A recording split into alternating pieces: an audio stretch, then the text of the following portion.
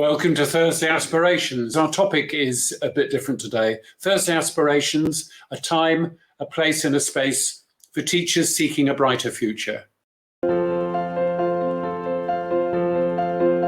Good evening and welcome. Thank you for joining us on Thursday Aspiration. And today it's quite a painful topic, teachers in pain.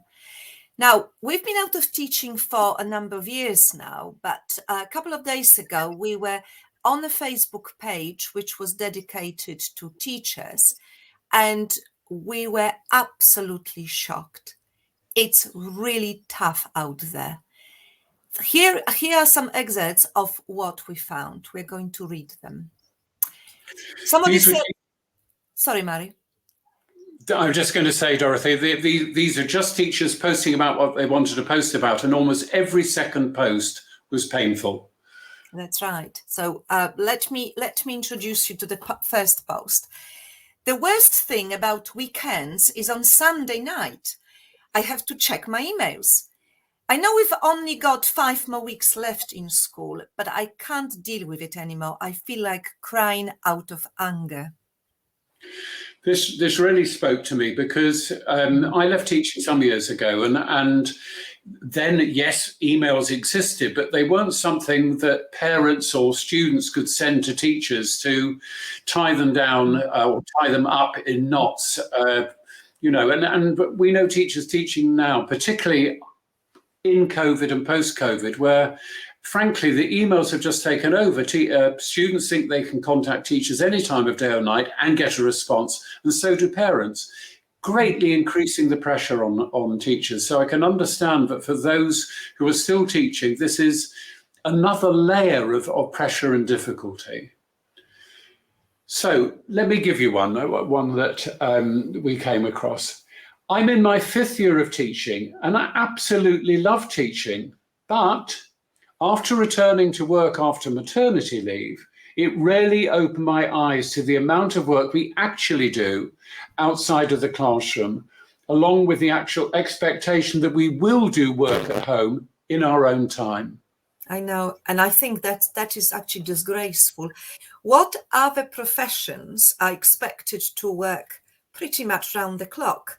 And clearly some professions do, but they earn different kind of money. They are properly remunerated, and most of them are paid overtime. I'm afraid teachers are not in that category, so it is shocking. Mari, I think you've got another one. A really yeah, I've got another one that may be even a little bit more shocking, really. So this is a lady who wrote at some length. We're picking up at her 5th point. So after my Open University degree and PGCE, I went into supply teaching. The pandemic hit. I stayed in school, fortunately, for 5 terms, but it turned out to be toxic. I was dismissed with no basis, no reasons given, just told you aren't a good fit. And that's after 5 terms and a permanent job offer. I went into special educational needs settings, and I loved that work, enjoyed that. And then the panic attacks started. Inadequacy themes at play from early placement, just feeling I'm not up to it. I'm a newly qualified teacher in my NQT year, and I'm dismissed with no reasons being given. The panic attacks get worse. Being sworn at, being kicked, having chairs thrown at me, cricket bats are used as weapons, etc. The panic attacks worsen. Finally, I listen to my body and make the decision, this is my last term. It took me 4 years to come to that decision. I was shocked by that, Dorothy. I mean, that is, nobody should be in a situation where they feel physically at risk. Abused, yes. Yeah, it's abusive. And it's nothing, and this is nothing to do with teaching, absolutely nothing to do with teaching. It's very hard to imagine to be in that situation on a daily basis. I've got another one. Okay. I work at a special needs school, and I have 2 very challenging children in my class, targeting and injuring other children and staff, damaging property, disrupting lessons. In the last month, I've been concussed and I had a rib cracked by one of those children in 2 separate incidents. I go to work every day knowing I am going to get hurt. It's just a matter of when and how badly. I mean, this breaks my heart. Well, it's amazing, isn't it? You know, I think we both read this one and thought, I just don't believe it. But I mean, clearly it's completely believable, and it's happening to somebody out there, and it's happening to somebody who, if asked, what do you do? I'm a teacher. And most people think, long holidays, you know, not really stressful, not really difficult, safe job, not realizing that for some people, it's actually putting themselves physically at risk. It's extraordinary. I've got one more, Dorothy, and then I think you've got one more after that.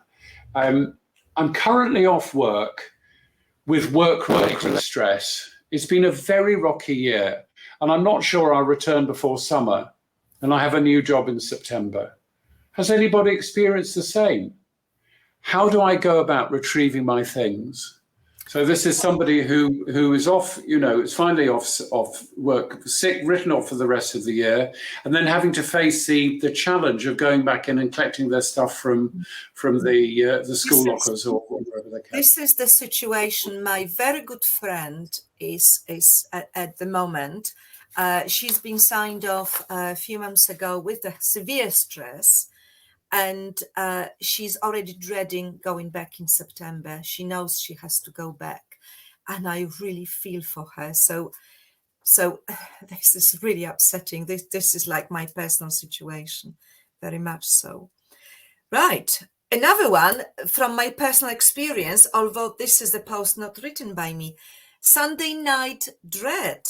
I've been there, the ball of anxiousness in your stomach, and not being able to pinpoint exactly which bit you are worried about. Is this the fact that you have an observation on Wednesday? Or you forgot to mark your books on Friday lunchtime? Or God forbid, you didn't spend your Saturday catching up on planning or making resources because you were pulled away from your PPA for frequent poor behavior from your class last week. And I remember that stomach crunch on Sunday night very, very clearly. So this is like me going back a few years when I was still teaching. And I can remember something similar. I mean, I have to say my final teaching job was not so challenging, but it was distressing to go to classes after the lunch break and find the classes half empty. And the reason was that people had gone out at lunchtime and been doing recreational drugs. And if they did come to class, they were in a sort of dreamy state. And there was a knot in the stomach because it was like most teachers, I wanted my students to do really well. And these were A-level students, and you were watching them quietly destroying their careers. I mean, it's you know, and that has its own level of stress as well. This is so sad because this is teaching today, and this is the teacher's world today. So my tip is actually do not live with this. Nothing and absolutely nothing, and no one should persuade you to stay in work where you are stressed and where you are miserable. Absolutely. There's no money good enough, is there, for that? Yeah. Start exploring. Thank you very much for joining us tonight. And please join us again next week for more tips and more chat about what you could do about it. Well, exactly. We look forward to seeing you next week when we'll look at what some teachers have done and the incredible range of things, actually, that teachers have done after they decided to leave. Thank you for being with us. Good night. Good night.